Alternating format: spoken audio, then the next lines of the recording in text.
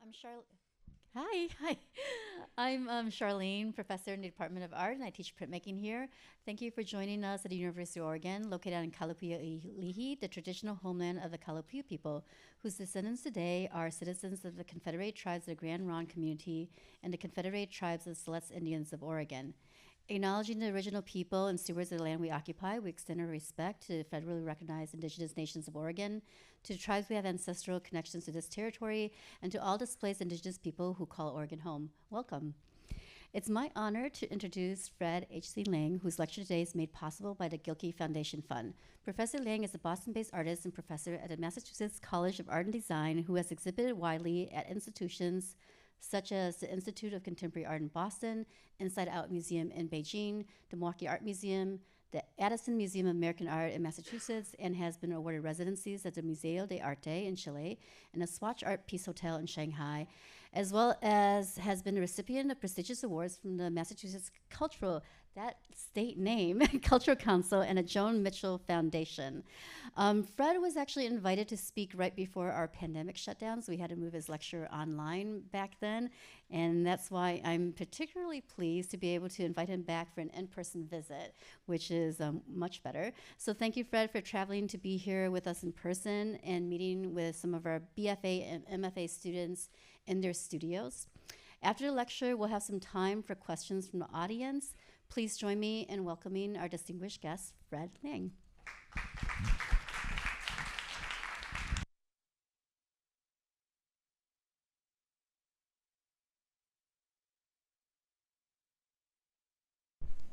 Can you guys hear me? Sorry about that. As usual, something always goes around, and I just realized that my notes didn't sync with the notes I put in here. So now I don't have notes. So that's okay. Hopefully I know what I'm talking about because I'm talking about my own work. First of all, I want to thank Charlene for inviting me here the second time. First time I wasn't so successful because some damn pandemic got in the way. But it was actually turned out to be quite a wonderful experience anyway because we did it on Zoom. And one of the things about that was it was fairly early in the pandemic and nobody knew what the hell was going on. And the Zoom actually was a way kind of flatten the earth and kind of brought everybody together.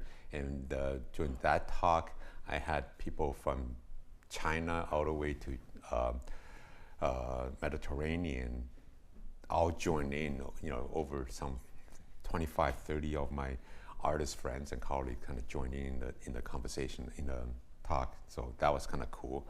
And then they sent it to their friends. And so there were a lot of people attended that talk. So anyways, I am so glad to be here in person. And it's everything that's advertised, beautiful weather, nice people, and very friendly, and kind of nice coffees, nice coffee and all that. So one thing that I am terrible at is standing in front of all these people and kind of talk about my own work. I think I'm much better at talking about other people's work anytime, anywhere. So if I stumble a bit, I'll kind of paraphrase Hajin, the writer, is that my mind intellectually is in superior, but my mouth make me feel like an idiot.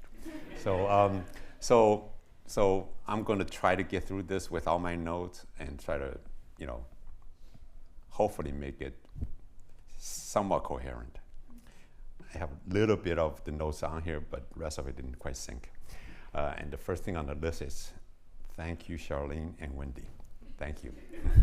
So, I'm going to start by turning on the monitor, right? Is that how it works? Okay, that's this one. Okay, there we go. And press this button.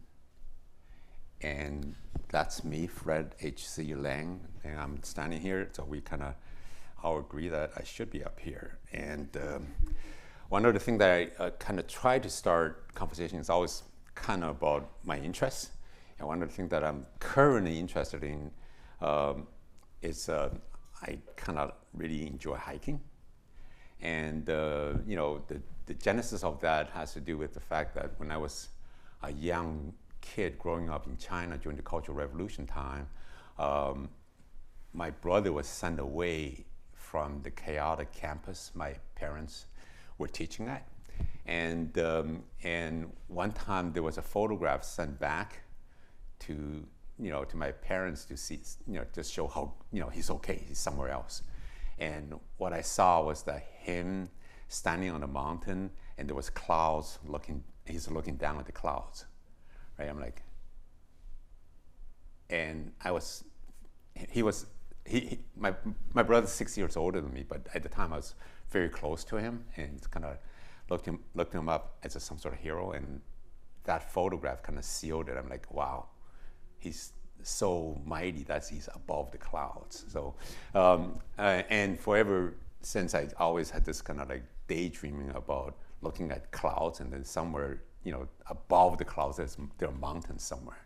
So nowadays, I'm actually kind of an avid hiker, and I kind of enjoy hiking above the clouds and looking down and above the tree line, just like above everything. And all you see is just like endless mountain tops, and that to me is such a thrill. So anyway, this photograph was taken 20 years after I left China, and in 1996, and I kind of went back to China, kind of retraced some of the routes that kept my imagination going. And this particular mountain called Huashan was exactly the place where my brother took a photograph with the clouds underneath.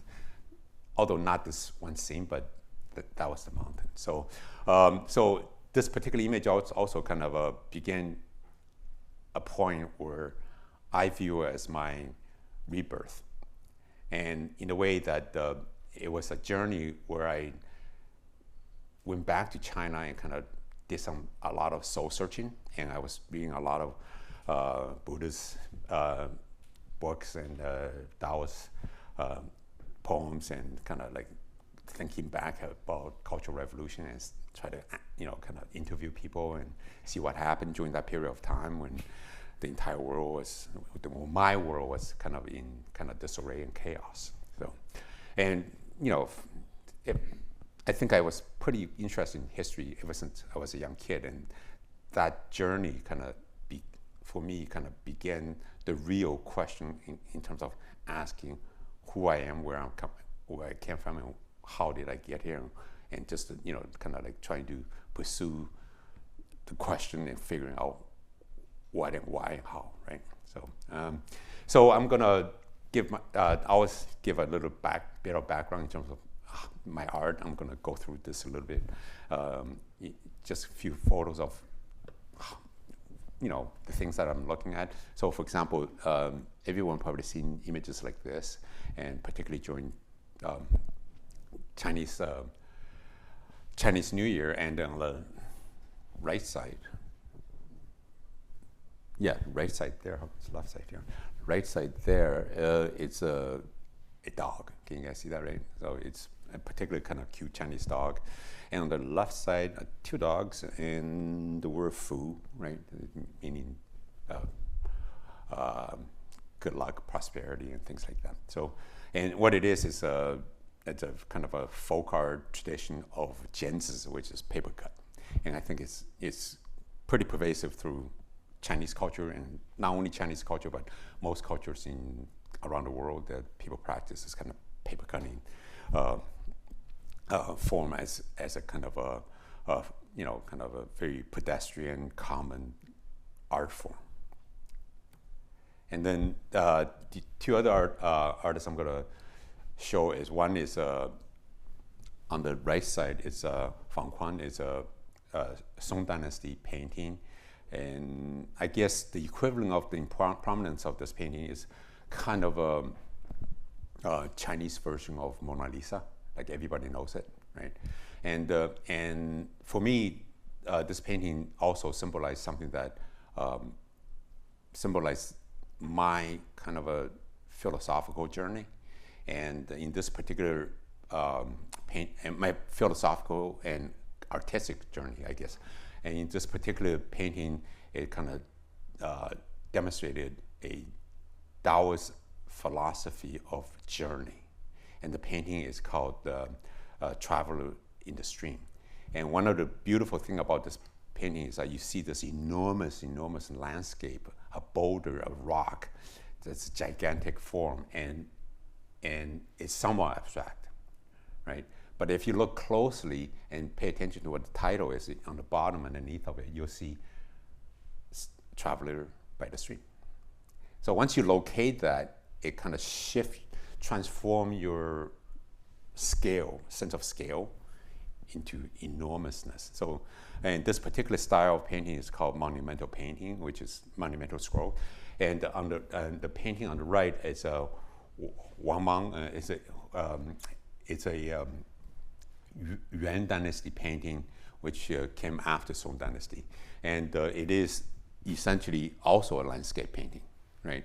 This one, rather than demonstrate, kind of this majestic landscape, it kind of demonstrated the struggle of its people. So both paintings, even though they illustrate or demonstrated using the landscape as a way to convey a sense of beauty and majesticness, but also they both demonstrated both political and philosophical ideas that was embedded in a lot of Chinese art, regardless as birds, flowers, or landscape. So I'm going to jump ahead and then just show you a few pieces of work that I've done in the past few years and give you a sense of where my work comes from, and then jump into the lecture. So this particular piece is an exhibition that I did at North Dakota Contemporary Art, and ironically, it was the first museum that showed Xu Bin's work, and I was like, wow, that's quite an honor. And when Xu Bin was in America, that was the first place that gave him his show. And when it was offered a show, I went for a visit, and one of the things that really struck to me, two things struck to me was, one is the window, and the other was the black floor. So I kind of created, over a year and a half, I kind of created an exhibition that's based on those two aspects of it. So one of the things is like here you can see this gold, I don't have a pointer here. The gold paper sculpture kind of stands in front of that window, kind of emulating this kind of monumental verticality of landscape. And then, and here's a close-up what you would see in terms of the cut. And you can see that paper cut is one of the things that I kind of borrows or inspires my work. And all of these at this point were hand-cut paper.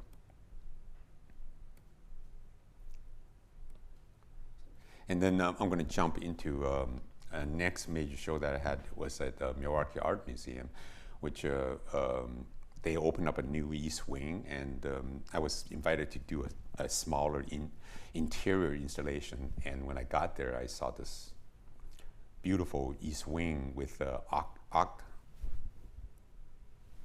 big, well, I can't even say the word, big circle in the middle. So it kind of reminded me of an installation I did in Austria in the late 90s, which was connecting a big circle with two openings. And that one had to do with kind of like combining the Buddhist idea with Christianity. So this one, I kind of like want to pay homage to nature and the idea of sound and the idea of light. And so I created this particular piece, that oculus, that's the word I was looking at, that begins with a circle on the top floor and moving its way down, and then across the museum, and the idea of the sun in the morning that comes in and basking on the shimmering gold, and moving it across the eastern wall, interior wall, and then at nighttime it kind of lights up like that. So, and then a few years later I did a residency with my fellow artists there in Shanghai. I think you've probably seen this piece. And there, one nice thing about doing art in China is that you can bring all your stuff there, and then they'll give you a lot more ideas, because China has everything you can think of. Somebody's making it. You can find it somewhere. So if you think of like drawing with light, somebody can come up with something that's perfect for it. So, and then I found this light that just like absolutely perfect for it, because even till now you can't buy this light in America. It's a LED light that's 360-degree round, whereas now you buy LED light, it's only one-sided. It's not, the backside is like black or lack of light. So this light kind of creates this kind of almost like a drawing in space, a la, you know, like you guys ever seen Picasso with the light drawing? That's kind of like, you know, my notion of it. It's like, I see my paper cut sculptures as a second iteration, regeneration, rebirth of a flat drawing that I draw with X-Acto blade on table, and essentially the printmaking part of it, you kind of cut away the positive and negative, and you form create a form. So, and then the second iteration of that is like taking the flat two-dimensional drawing and then stretching into space, and then creating a three-dimensional drawing in three-dimensional space. And then that became kind of hallmark of the kind of work that I've been doing in the past decade. And this piece is kind of interesting because I, for a while there, and I mean, I don't want to sound kind of pompous, I was getting a little bit overwhelmed and exhausted by doing a lot of like these museum shows, and they seem so formal, and you kind of have to, you know, have everything in particular, set up particular way, particular specs, and you got to have documentation. You have to you send them the things in prior and all that. So I found a space in Boston, and during the pandemic, I set up this impromptu exhibition for myself, nobody else seeing it. I just like, I'm gonna do this. And one of the beautiful things is that one day, a few years back, I walked by there, the building no longer exists. So this is the only image I have of the interior space of that building. So, okay, so I'm gonna start the core of the talk. So there was an interview by Terry Gross with Francis Ford Coppola, and she kind of asked him in terms of like, how do you keep track of your shots and your theme when you were shooting the film Apocalypse Now, because because it was known to be quite chaotic. And he said something that was remarkable, and I'm like, wow, that's exactly the thing that I'm trying to figure out. He said, throughout whatever he does in his life, he always makes sure that he knows the subject and knows the theme, and it should only be one or two things. And if everything he does, that however chaotic it is, he has to check it against that one or two things. If it satisfies it, then it works. And then later on, you just have to, then everything will take care of itself. So I thought that was kind of interesting, because very often we're looking, I can even look at my studio and like on so many different things, right? Even this lecture is kind of for me, try to put it together, like, how do I make this thing work, right? And then another example of it was Ai Weiwei was recently interviewed about his building, his studio in Portugal, and he built this elaborate studio that has different kind of pitches of roof, because he wants to utilize the sun and the rainfall so that it become kind of self-sufficient. And he was asked the same thing: how do you keep all this organized? And he said something that's very similar. He said, 99% of the people can't keep track of their ideas, and the only thing you need to know is what your central idea is. Everything else will take care of itself. I'm like, wait a minute, didn't Francis Ford Coppola say the same thing? So, in my mind, these giants of artists, from Francis Ford Coppola to Ai Weiwei, they gotta figure it out, right? To them, creativity it's a complex thing, but they don't want to. They try to reduce it down to something simple, like one or two themes. That's it, right? So for me, what is my theme? And one of the things is that my work, in a way, kind of deal with Buddha's idea of no self. What does that mean? It's like, essentially, the way I interpret it is that you are not an entity to yourself, but you are part of the stream of people that came before you, came after you, and the environment next to you inhabits you and will occupy you. So essentially, you're part of the stream, right? So when I had a chance 10 years ago, 12 years ago, I had a chance to have a show at the ICA Boston and Boston ICA, and I was thinking about what to do with the show. And one of the things is that at that point time, my daughter was, around 10 years old-ish, and 8 years old, so 12 years old. And I've always been kind of thinking about this in the way that the reason I came to existence was because my father wanted a daughter. Oh, I'm sorry, my mother wanted a daughter, and my father encouraged them to have another child, because even though when I was born, it was during a famine, Cultural Revolution, and the world surrounding them was like in chaos. So the only reason I exist was because they wanted a daughter, because their generation doesn't have a daughter. And some 40 years later, I called my mother. I said, the daughter you wanted just arrived.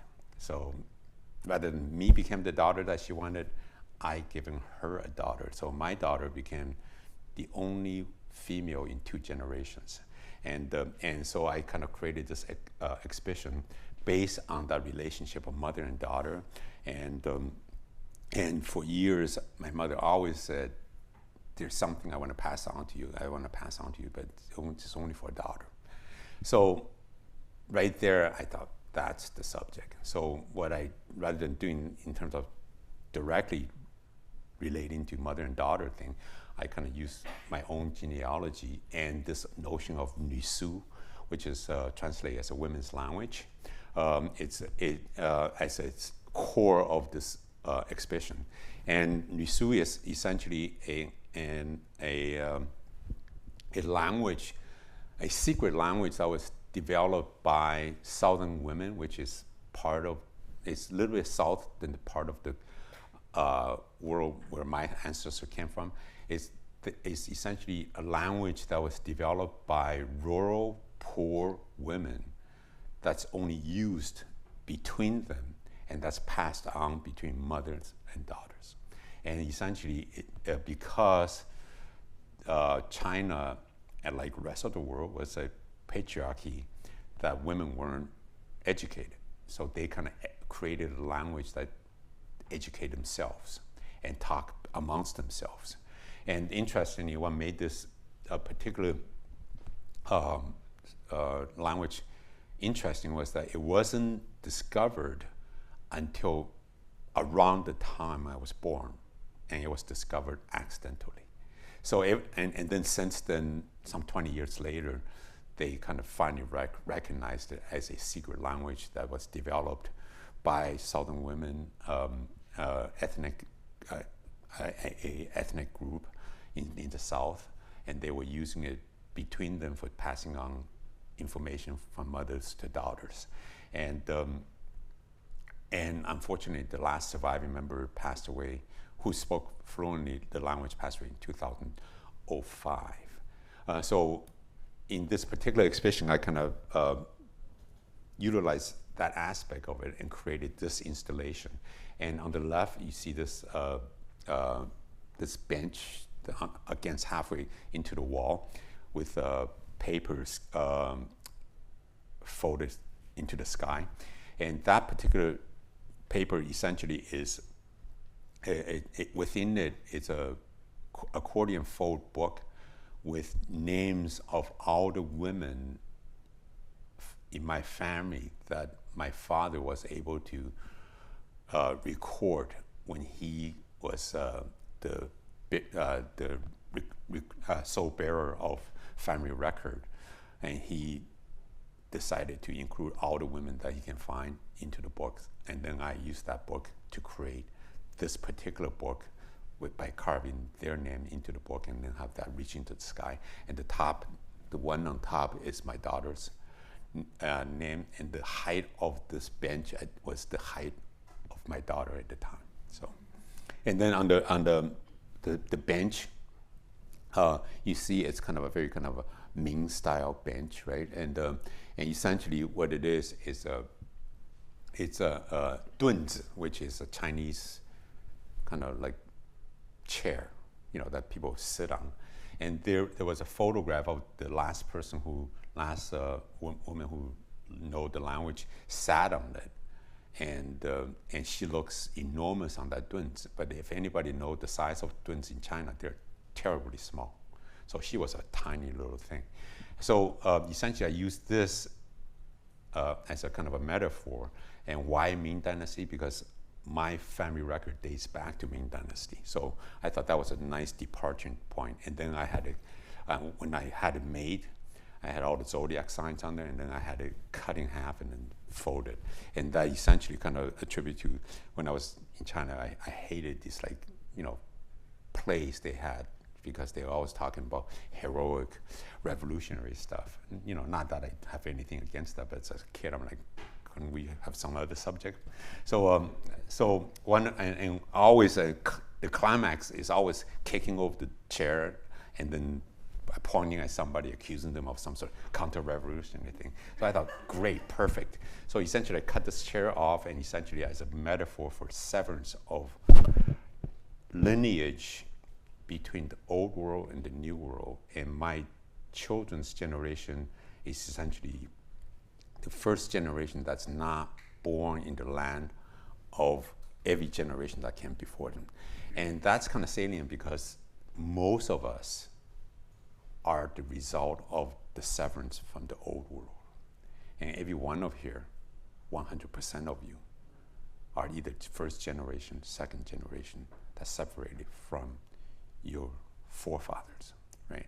So I thought that was kind of a, and for me, for most of you don't experience that severance. For me, it was kind of very poignant because the language that my mother speaks, my daughter will no longer be able to speak.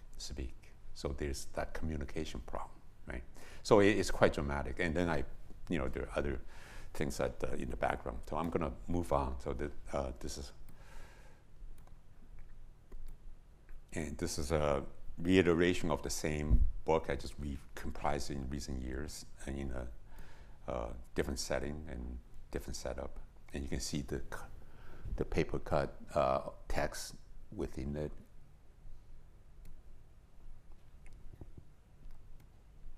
Okay, so next thing I'm going to talk about is this dog, Best in Show, Wasabi, 2020. Anybody remember this? Does anybody know that Wasabi was a Best in Show? Does anybody care? You do? Well, why not, right? So ever wonder how Wasabi got to be where he became the winner of Best in Show, right? So anyways, it's kind of curious, right? It's like, how the hell did a Pekingese become this prized dog in 21st century, right? So fortunately, I asked that question years ago, and I had an exhibition on that 2 years prior to that. So I kind of beat them to it. And also, it's a misnomer here. It's wasabi is like a Japanese root. Pekingese, I mean, come on, then how Chinese can you get, right? So it's this kind of misunderstanding of the Asian culture, right? And so the exhibition was Convergence, and at this place called Addison Museum of American Art. And if you guys ever get to East Coast, if you ever want to see one of the most amazing collection of American art, this is the place to go. Okay. And in the exhibition, I kind of centered on something that by now you kind of probably figure out is like connection, right? How do you make connection to others? So one other thing I kind of made a connection is that trade. Trade is being at heart of how we come together and how we pull each other apart, right? So right now, yesterday, Donald Trump, what's it today? Donald Trump just met with Xi Jinping, right? So, and what I'm gonna talk about is almost 200 years ago, 150 years ago, right? So for the past 150 years, we've been at this and we haven't solved the problem yet, right? So, but before that is that trade has been going around the world even before that hand. So in this exhibition, I kind of centered on trade of 3 things and 3 Chinese things. Does anybody know what those are? 3 major things that was traded during the 19th century. I'm sorry? Silk. Bingo. What else? Porcelain. Who said that? Bingo. One more. You guys are great. A++ for you guys. You guys are great. So I centered on 3 things. You know, tea, porcelain, silk. And I don't want to be literal about it because I didn't want to make silk stuff. I didn't want to make tea stain drawings. And I did want to make porcelain because it's cool. So I made this porcelain, and essentially I made this porcelain, made these porcelain heads of Buddha, Bodhisattva, Guan Yin, and Buddha heads, and I made them out of white porcelain. How many people have seen white porcelain before? You have, most of you, right? You guys ever wonder where it came from? Yeah, it's like, yeah, you kind of have to. So I'm always wondering, when I see somebody, where did that come from? Turquoise blues, where did that come from? Royal blue, where did that come from? So always asking the question, the origin and how, where did that come from? How did it get here, right? So porcelain white, white porcelain, if you go to museums, it's going to call China white or Dehua white. So Dehua is the origin of the white porcelain that was from about an hour and a half away from my ancestor home, a little town in the Fujian mountain called Dehua. And essentially, it's a thing that actually they discovered and was very profitable for Europeans to have, right? And so you see in museums that, you know, these like white porcelain, they used to call it Dehua white. Not only that, because of Dehua white, you guys ever heard of the term Chenin Blanc, China white? The French even came up with a color that called China white. Is based on Dehua white. So the language of things has an origin in certain things. And then you're like, how did this trade thing become connect to this dog, right? Hold on, don't go away. So I made this porcelain thing, and they essentially, you know, they were the source of, I went to the source where they actually dug up white porcelain and made it there. And I didn't make it myself. I had artisans make it for me. I wasn't that good. So and then on the far side, I had these 2 Buddha heads, silhouette of Buddha heads in prints of it, and essentially the 2 heads are, try to think, probably about 1,200 years apart, and the one on the left, I don't know if you can see it, it's a little bit different, has a little bit tilt head, and the one on the right, it's a little bit more formal. And I always ask people, which one do you think is older, right? And most people think the one on the blue is older. But in reality, the one in the red is older because Buddhism came from the West, and in the first Buddha heads were created by artisans that was left over from Macedonian artisans that Alexander the Great brought over. So the heads looked more like Hellenistic sculptures, with the hair, the tilt, and the profile that looks more Mediterranean than Asian. So it wasn't until much later that it kind of formalized into this kind of Chinese, straightforward, static Asian look to it. So, and then I put it on this glass, and that date that goes all the way back to, remember the first exhibition that I had with, that I showed, that was at the North Dakota Contemporary Art, the floor. And that was based on an idea this one person told me when I was traveling one time in China, told me about a story of a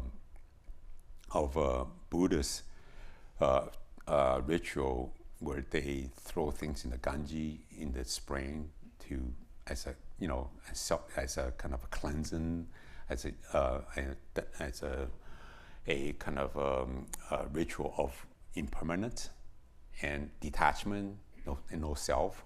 So here I use that one. I use the black floor as the river. Here I use the mirror as the river, and the mirror itself is sitting on the biggest, largest piece of glass they could have purchased or made, and essentially I had it rotate on a motor that was so slow, which they also had to find a motor that turns that slow, because motors are designed to turn fast, not slow. So they found a industrial size motor that turned very slow. Essentially, it turned a tick every minute. So it took a long time to go around. So if you were in the museum, you walk around the museum, come back, the heads would be at a different place. So this all in effort to talk about the notion of change, that nothing's stationary, nothing's permanent, right? So I'm gonna, and there are other things in there that actually I thought the images were there, but I'm gonna jump ahead. So how did that come to be? So this particular bridge, actually I've been to, it's from Summer Palace in Beijing. How many people have been to Beijing here? A few people, yeah, okay. And you recognize the bridge, right? Yeah. So Chinese people would recognize it. It's a fairly famous bridge. It's you know, Summer Palace is larger than Versailles. And if you've ever been to Versailles, that's a large complex. So this is like much bigger, with a lot of palaces and pagodas and lakes and stuff like that. This particular bridge was the last stand during the Qing dynasty. And during this battle, before this battle, the British army, triumphant British army, cornered the Qing army, and they sent an emissary across the bridge and said, "Surrender, will destroy you." And the Qing army, of course, they were very good listeners. They cut off his head and sent him back. And well, the British say, "Well, now you've done it, and we just have to punish you." So they literally destroyed Summer Palace and sacked it. So when they did that, somebody discovered a dog. And the dog was one of the 4 dogs belonged to Empress Dowager. Empress Dowager was the reigning head of Qing state at the time. And essentially, these dogs were viewed with spiritual wrongs. They were, they had this kind of holiness about it, that if anybody harms to them, they're harming the gods, right? So these were 4 Pekingese, and they found one of them, and then as a token of victory, they thought, hey, it would be nice to give this dog. So it belonged to this woman right here, Empress Dowager. So it would be nice to give the dog to this lovely woman right here, Queen Victoria, right? As a symbol of victory and triumphantness. And this dog essentially became a stable sidekick to Queen Victoria until she passed. The dog passed away. So, and the dog is essentially, became kind of a it thing in Europe, because if the queen has something, everybody else wants it, right? So you guys ever heard of the term pocket dogs before? That's where the term comes from. So everybody wanted a small dog as a pocket dog, as an accessory to their chicness. And so in Paris, in London, if you were of anybody with this kind of sophisticated means, and you have to have a long pocket with a dog in it to keep the dog warm. So it influenced fashion and influenced status symbol, right? So of course the dog belonged to that beautiful woman, Queen Victoria, right here. So she looked like that in drawing, but she looked like that in photograph, right? So nice factual depiction, right? So one of the pieces I did in there, I thought, that's a nice symbolism in terms of using this dog as a metaphor to talk about the whole thing. And so I based one of my piece paper cut on this particular painting by Frederick Kill, who painted this dog, and the title is called Luti. And Luti is actually the dog's name when they got it.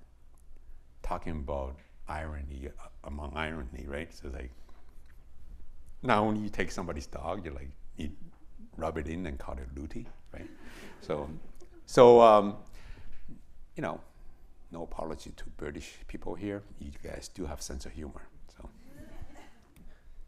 So I created this particular piece, which kind of centered on disappearance of this dog into this kind of a botanical, floral abstraction, and essentially kind of pluck the origin of Luti out of history and kind of embed it into this kind of, all overness and form and texture and patterns and abstraction. And essentially I embedded the organic forms with poppies, silkworms, and tea leaves and things like that. Just like all the things that are related to why the war existed, right?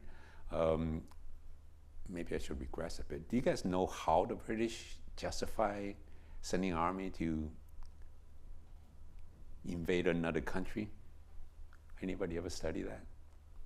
So just imagine, United States right now, we're sending Navy to Venezuela. You can't just go there because we want to invade Venezuela. We want your oil. I mean, that's not going to fly, right? You got to come up with an excuse, right? So the British, they're very civilized and proper. They can't say, well, we're going to go into China because they actually burned our crops of opium that we try to sell to them, but we don't allow it to be distributed in London, in England, but we're okay at selling it to them. They can't say that. So one of the things that one of the Parliament minister argued is, there's a way in the name of free enterprise capitalism. And they invoked Adam Smith, Invisible Hand. It's like no government should impede on the free flow of capitalism because the nature of free invisible hand. And Chinese government burning opium to stop opium is because they impeded on capitalism and the notion of invisible hand. I'm not sure Adam Smith would have gone with that argument, but apparently they made a pretty good argument, and year and a half later, they ended up with a dog. See, this is how you have to, get yourself a Pekingese, right? You make a good argument, send an army over, burn a bridge down, and find a dog and get it back to London. So, and the painting itself, it still exists in the Buckingham Palace, and it's the only painting of Lüthi, and and I don't think there's another one out there. So, and here's a good example of the two Buddha heads, and these drawings actually. The two pieces on the back side of it is actually kind of interesting because I wanted to make a ceramicist in here. So you make a mold and casting things, right? So I had the artisan to make the mold in porcelain, and they're like, no, that is a mold. I said, no, yeah, I want the mold in porcelain. They said, no, you're supposed to make the mold, and then whatever you inside of the mold is porcelain. I said, no, I don't want the things inside. I want the mold as a porcelain because I want the production, the factory part of it, right? So that's the mold of the porcelain that's on the heads on the left, and then these are drawings I made with fire. So let me regress a bit. So how the Second Opium War started was because China was literally falling apart because everybody was on opium, like from ministers to shop owners to housewives to business people to street people. They're all on opium, and the Qing government decided that they will not allow opium to come into China. And what happened was that they tasked this General Lin to Guangdong, which is currently near Shenzhen, and they confiscated a shipment of opium that was docked at the port, and they dug a big hole and burned it. So that sets off the beginning of Opium War, the Second Opium War. And I thought, yeah, burning, that's a good way of doing it, because I did not want to do tea leaves, because there are too many arts being made with tea stems and tea leaves. So I thought, the last thing I want to do is returning to that kind of idea.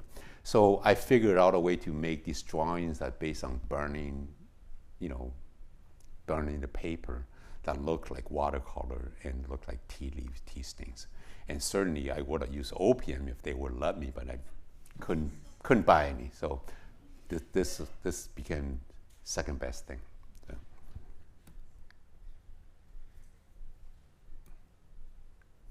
Okay, so so you guys how many people drink tea here? Okay, do you guys ever wonder why it's called tea? How many people drink chai? Is that same thing as tea? Yeah. Because it sounds different, right? You guys ever wonder why? So once again, it's like wondering why, right? So the second thing is, so in China, anybody know Chinese? It's the word tea is called cha. Cha sounds kind of like chai. Maybe it's the same word. But how did the word tea become part of the word? Well, interesting enough, my family came from Fujian province, and they speak a language called Minnan-Hua, okay? And essentially it's a southern language, and tea came from that region historically, and they call it te. So tea, te, cha, cha. So these are the two differences in the way how tea has been described around the world. And I'm not a linguist, and anybody probably know more than Okay, you can. So, how many words out there that's kind of like almost universal? A lot. And if so name few of them. No, you put me on the spot. Okay, no, I'm curious. So this is one of them. Yeah. And you kind of like, and you should try to think about why these words are universal. Because they are universal because trade, right? It has an origin, and the trade pick up the language. So the difference between tea and cha has to do with whether you receive your tea from ocean bound or over the land. Okay, so if you go over the land, you would most likely be speaking Mandarin, cha. If you go ocean bound, you would most likely be speaking Minanghua, te. So anybody that got their tea from ocean bound would have said tea. Anybody that got their through land would have said cha. So, and then of course the derivative of that as well. So, for example, if India got the tea as land bound, their influence would be cha, right? So those are the two different major split, and it's one of the many words in the world that almost 90% of the world knows these two words. If you get lost, you say somewhere in Africa, somewhere in Brazil or Amazon, you say cha wo te, cha wo tea. They probably can't figure out you're talking about tea, right?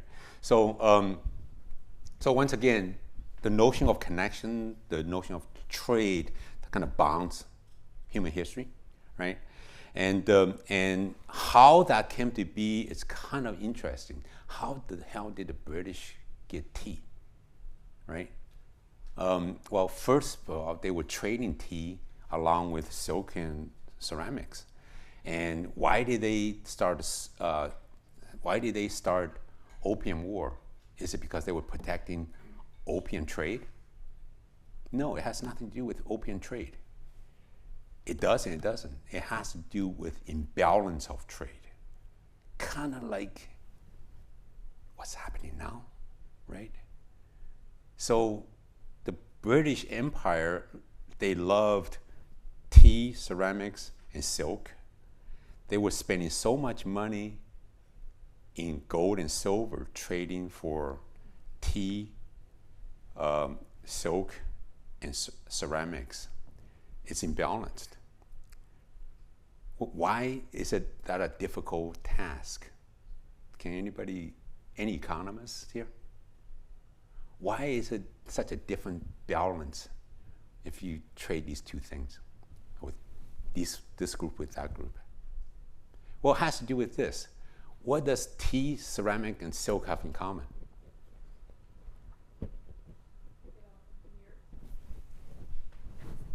Did you hear what she said? They all came from the earth. So it's gold, but England doesn't have gold. They have to conquer, they have to send an army far, far away to the Americas, to Africa, to get gold and silver. It's much heavier lift for them to do that, whereas the Chinese just have to sit back, relax, soak in the sun, pluck a few leaves, take some things off, strands of the cocoon, and dig some earth. They got their product endlessly. So the trade was imbalanced, and the British found one thing that would equalize this. Opium also came from earth endlessly. They just acquired this new country called India, and then they used the product from that country to sell it to the other country, and then very quickly it became balanced. And then because China was heavily kind of mired in smoking opium, they became in debt to the British. Well, when you're in debt, your government's going to do something about it. But prior to that, they're like, oh, it's okay, we're smoking opium, everybody's happy. But when your coffer is lowering, it's not as much as it used to be, they started to do something, right? So they started bringing their army, say, we can't let this happen. Because they have to protect their trade as well. So both sides were protecting trade. British was losing so much money because they had to raise an army, sail across the ocean, pillage cultures to get gold and silver. And China was like smoking their profit away through opium.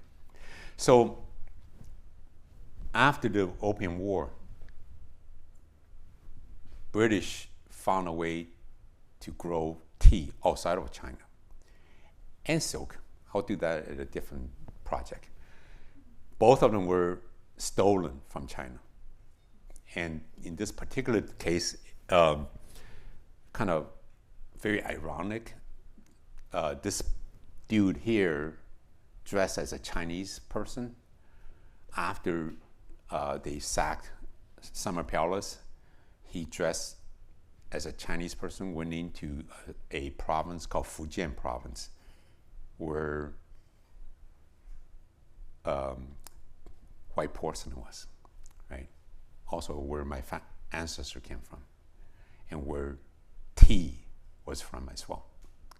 Matter of fact, Wu Yisan has a row of tea shrubs at a cliff that dates back 2,000 years and it's considered to be the most expensive tea in the world. So what's ironic about it, this is how history, you can't make things up like that, right? So Robert Fortune, well, kind of like whose fortune, right?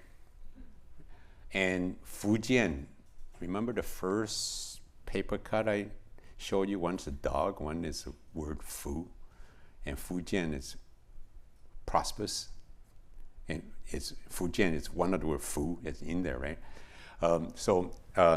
And in translation, Fu can be also translated as fortune. So in this particular case, it's not good fortune, but it's good for, not for Chinese anyway. So he went in and stole, well, he went in and collected a lot of specimens. He brought out tea and brought it to India, and they started growing tea. So it literally destroyed Chinese monopoly on tea industry. So China was like, the tea industry kind of got destroyed from that point onwards. So what else did he do? He brought out a whole bunch specimens, like botanical specimens. I'm just going to show you a few images I'm working on that's kind of in response to that. He brought out a whole bunch of specimens, and the specimens were, brought to the Royal British Botanical Society, and then, you can go see it. And, I was just at the San Francisco Botanical Garden, and you can see a lot of like these Chinese and Latin America botanical specimens, and they were probably all collected from those countries, and in the early days. What's interesting was that he collected a whole bunch of them that were later on become quite. I think I'm missing a few images here. They became. I have a chart here somewhere. Let me take this off. 1 second. Somehow it didn't show up.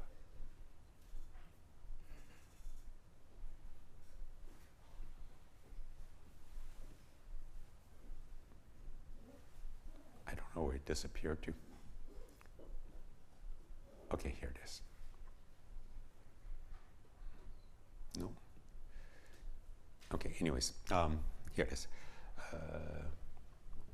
So Can you guys see that? So there's a dozen or so plants that also became quite domesticated, and you can literally buy them from local nursery and local nurseries and Home Depot even, right? And more importantly, they're also poisonous. They're kind of like dangerous to human beings, but they're beautiful, right? And a lot of them have medicinal properties that, you know, scientists are using to create drugs. So it became quite a prosperous thing, fortunate thing for the West, that these things become, you know, like open up whole industries that nobody ever envisioned. So right now I'm kind of creating, you know, kind of paper cut in response to that particular event. And this particular piece, it's basically based on this one vase. And if you ever look at the images of people smoking opium in the 19th century, and there's always these like well-dressed people posing in front of, you know, this kind of a platform, and some people laying down and some people standing, you know, but there's always this like very beautiful vase, ceramic vase in the corner. And so I'm kind of creating a bunch of these images that's based on that little vase. So one of the things that in my work I try to do is always try to bring this kind of pedestrian, low form, common form of material, such as Jensen paper cut, and kind of elevate it into kind of mainstream contemporary art. In this particular case, I want to take this little vase on the corner, which, do you guys know what that is? I think Chinese people would know what it is. It's essentially spittoon. So every table, even up until recently, if you look at the photographs of dignitaries visiting China, politicians, you'll see that they have like a spittoon on the side, even up until the 90s, right?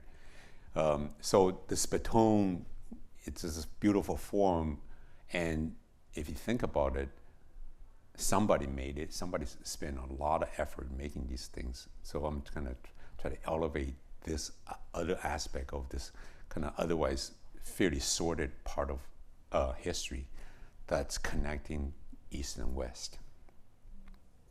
And this particular one, the bottom vase. It's a shape that I got from British Albert Museum, which is a Ming Dynasty vase taken during that period of time.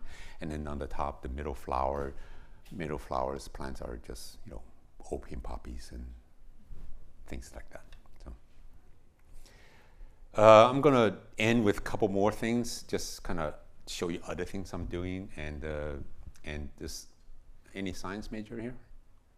So this thing called wormhole, and it's kind of showing my little, side interest after I came to, the West. And one of the things is that I loved Star Trek. It's just like, I just love that. And the thing that always captured my imagination was this connection into another world where they go through a wormhole. Well, that was, in that show, but later on I realized it's actually a real theory.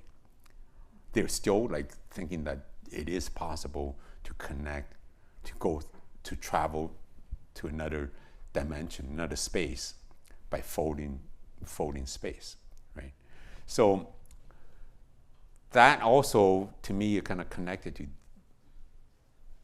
this. When I was young, learning English, I actually never spoke a word of English before I came to Canada, where I grew up. And matter of fact, I didn't know what Canada was. And my grandfather plugged me right in front of the TV because, it was I got there in May, and school was over, so I had the whole summer just watching Bugs Bunny. And one of the things that I loved was that in Bugs Bunny, he had this whole and you jump into the hole and then you come out somewhere else. I was like, wow, that's so great. In my mind, that's what I did. I jumped in the hole called a 747 airplane. And I landed in a world that's like, completely white, completely flat, not a speck of dirt. I mean, not a speck of garbage. And they have cars and they have television. I never even seen a television before that. So that's how I learned English the first few months, and just watching this guy with funny teeth and going and throwing, have this magic hole. And one of the episodes, which I was trying to find, I could never find it, is that he ended up in China. It's like, boom, and there's some buck teeth Chinese with a hat. I'm like, that's what I looked like, right? So I'm kind of intrigued. I've always been intrigued with that idea, and the idea is how are we connected, right? We're all somewhat connecting somehow. And then I had an exhibition in one of the museums in Massachusetts. I kind of recreated that idea a little bit, this kind of a world within the world, and then this kind of teleportation. Wow, that's a mouthful. The idea of venturing into another world, and it kind of satisfied my nerdy Star Trek idea. It satisfied the idea that we're connected, and also, you guys ever seen that Chinese ball, that's ball within a ball, world within a world, and that aspect of it. And in the background has this video, which is a collection of film I took over the decade, and of events, situations that I put together. I'm not going to show you here, but essentially kind of played in the background with this installation. And you can see that this is actually, this is a wormhole. On the other side of this water going down is China. So,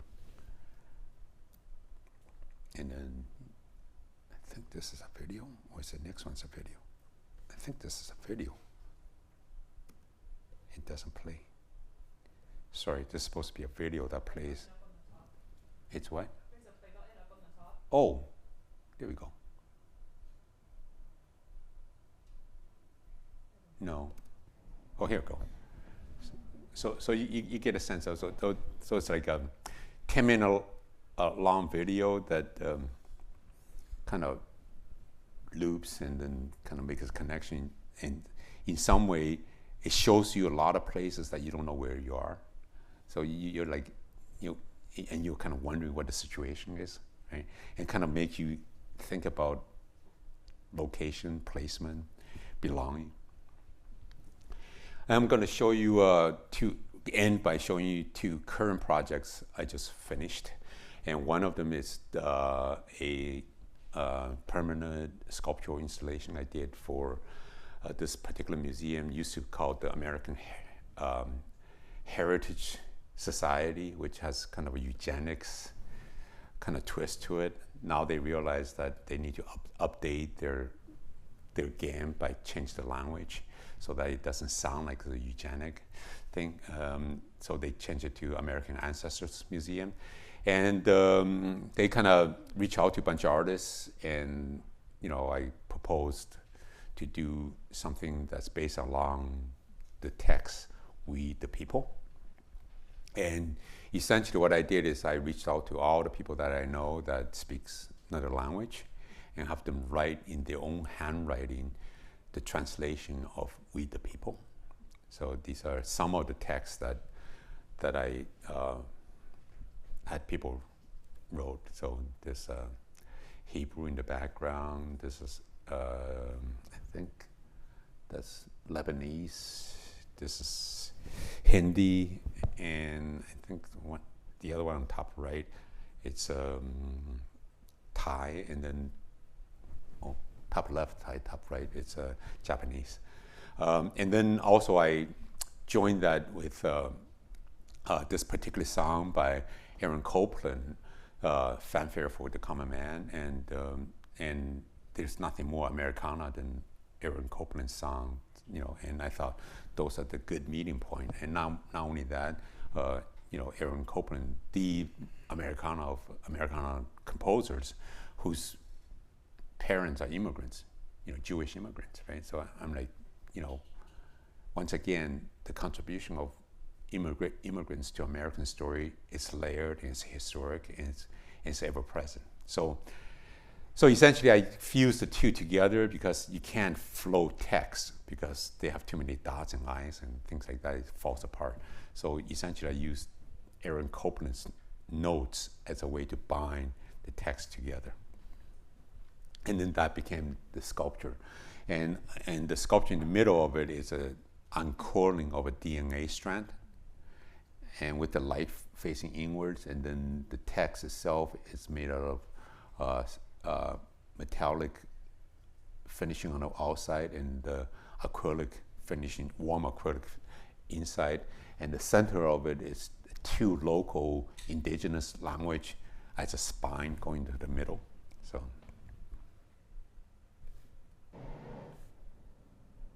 here's a video of it.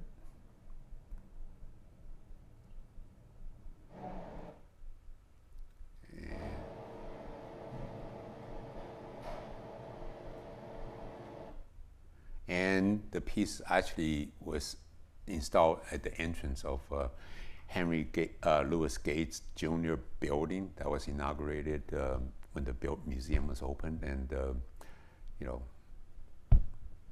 pretty proud, kind of an immigrant coming over, doing a piece for American Heritage Ancestral Museum, and gets to meet this famous guy, and grace the entrance of his building. So that's a shot of it. Current project. So this one, literally, I just got this commission last week, formalized it last week, and it's going to be for one of the major high-tech building, pharmaceutical building, that's going up at the outskirts, just at the edge of MIT. And essentially, this is a digital mock-up of a project I'm going to do, and I'm going to show you. You're probably the first people to see it outside of my team. So, and of course the people who's commissioned it. So this is going to be something I'm going to be working on for the next couple of years. And I'm going to end by showing you a quick video. Do we have time? Let's play it. Okay, so I have to escape out of this a bit, and it's kind of shows you the process of my work going from creating to its final stage.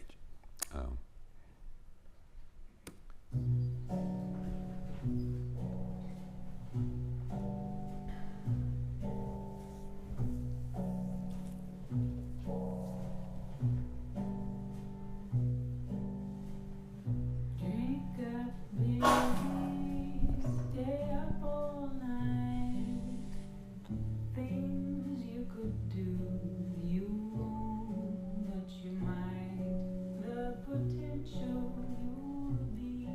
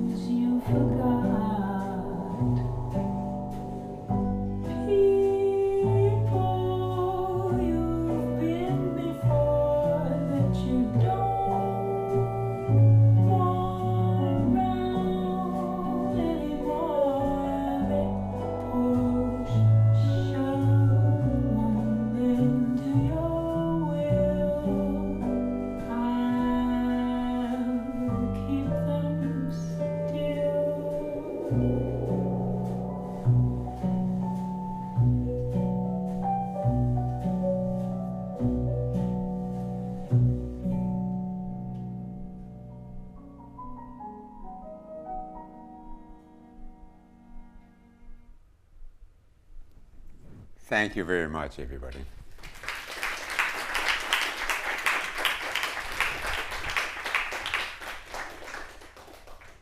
So I think if I know if you have other obligations to work, you're welcome to leave. But anyone that would like to stay, and we'll take a couple questions, and then we'll have to make our dinner. I think I went a little long.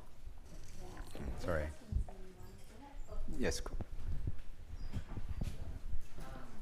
How do you plan out the design of the paper pieces? Do you just like vibe for the shapes, or do you like sketch it out first? I don't sketch it out. No. So, as a printmaker, we're good at making multiples. So one of the things is it's hard for me to come up with a matrix.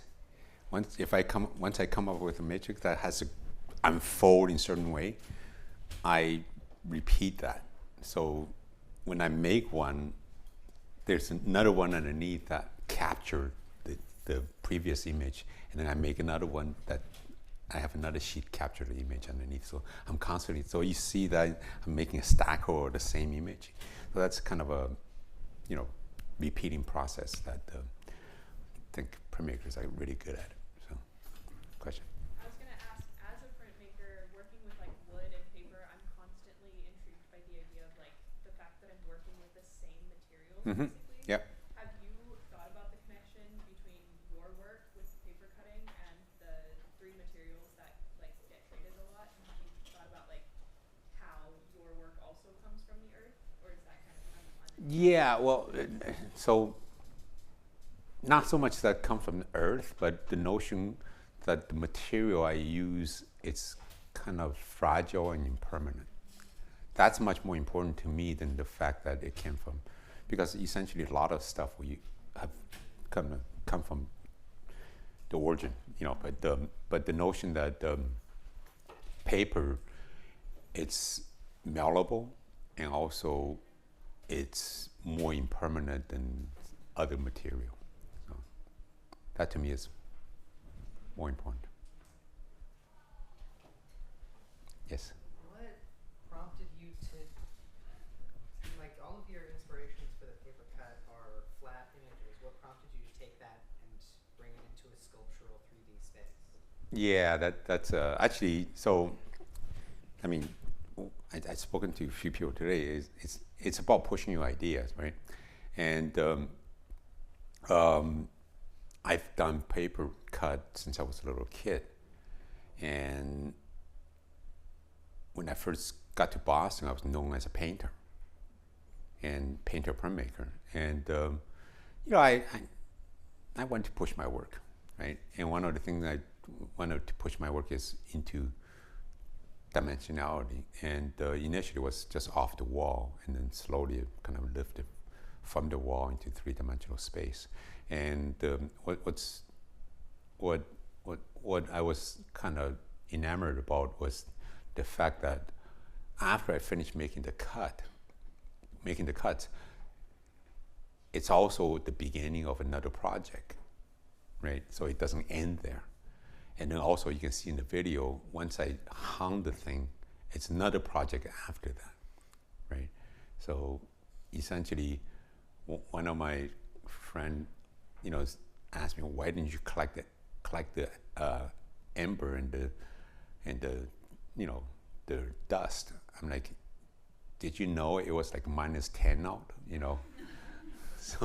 So of course, I could have generated more, perpetually generate from that material, with the ashes, and keep on going, making that kind of work. Which actually, ironically, now that I'm thinking about it, I don't know if you guys know an artist named Zhang Huan.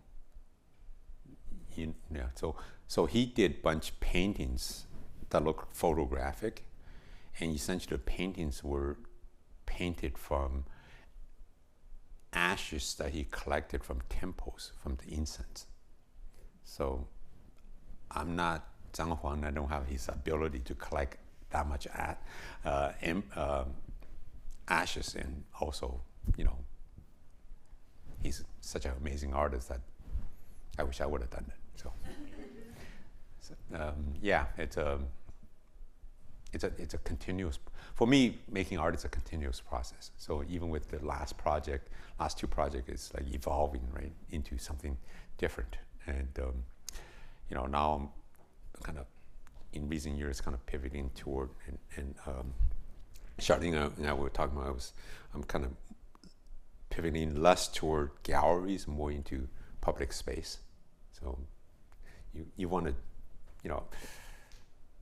you want to think of yourself as a, like active, vibrant artist, right? You don't want to just sit on your laurels and I'm having success here, and this is where I'm going to anchor. My mind doesn't function that way. Some people's mind do. I don't. So, any other questions? Yeah. For that last piece that you showed us, the one with the unraveling deintegration, why did you choose to use acrylic and metallic materials rather than paper like you used to? Because that's a great question. Why did I not use paper? I would have loved to use paper, but I can't charge them as much. No, I'm kidding. I'm kidding. So the problem I have, I would love to continue to make work on paper, but essentially they're uncollectible. No museums want to collect it, and no collector want to buy it because they're so impermanent, right? So this was a permanent piece, and I had to find a way to convey the kind of ideas that I have with much more permanent material, right? So that's practicality, right? And also, you can't get that kind of a translucent glow from paper. I test a whole bunch, like I laminate different kind of paper together, and it has similar idea, but you don't quite get that translucent glow from it. Yeah. Yes. I'm interested in your incorporation of light into your work and whether shadow is also something that you're... Yeah. Actually, that's a very good point. I don't have it up there. I just installed a piece in Boston where, this hanging paper comes down, and then the shadow casts it down, and then at the end there's a little cutout of an eagle, and the shadow casts this eagle right on the wall, and then the shadow also is a kind of a two-dimensional abstraction from the sculpture. Yes, I do. That's a nice observation. Thank you. Good there. I was sort of shocked in your video when you had the fire with your work. Mm-hmm. And I thought the lighting is very beautiful in many of your sculptures, and I'm just wondering, have you used kinetic light with any of the things? Kinetic art? Projection in that one that was so beautiful with the... Oh yeah. Actually, I think you witnessed that, right? I did a piece in Shanghai in my residency. I did a sculptural piece with light, and then I projected a video of these birds flying just in circle, and then I had this singer just responding to the video at the time. It was, yeah, you saw that, right? Yeah, so that one had the video projection, the singing, and the whole.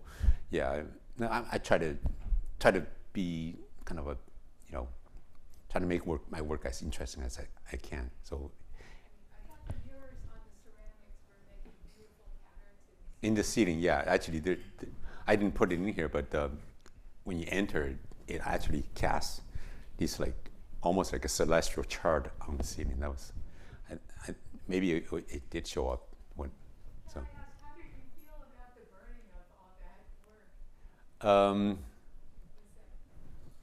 Originally, when I proposed the exhibition at Milwaukee Art Museum, that was the proposal, and they agreed to it. They're like, yes, we're going to set up a. I was in China at the time. I was supposed to fly back to Milwaukee at the end of the summer, and we were supposed to. This is summer of 2019. It's very auspicious, right?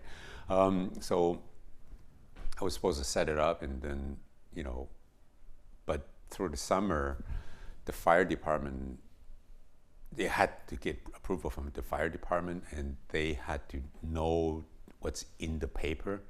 And because it's proprietary material, the manufacturer doesn't want to give me so we couldn't burn it. And then over the winter, pandemic came, right? And my father passed away, so I thought that was a fitting moment to, the idea of burning money in Chinese culture. I thought that was a very apropos moment for me to do that, and I wanted to do it right as it snowed. So when upstate New York had its first snowfall, I called my friends and I said, "Can I borrow your land for me to set this up so I can burn this thing?" So that was kind of a homage to my father and all the people that perished during the pandemic. And I guess it's a long way to it. I didn't really answer. It's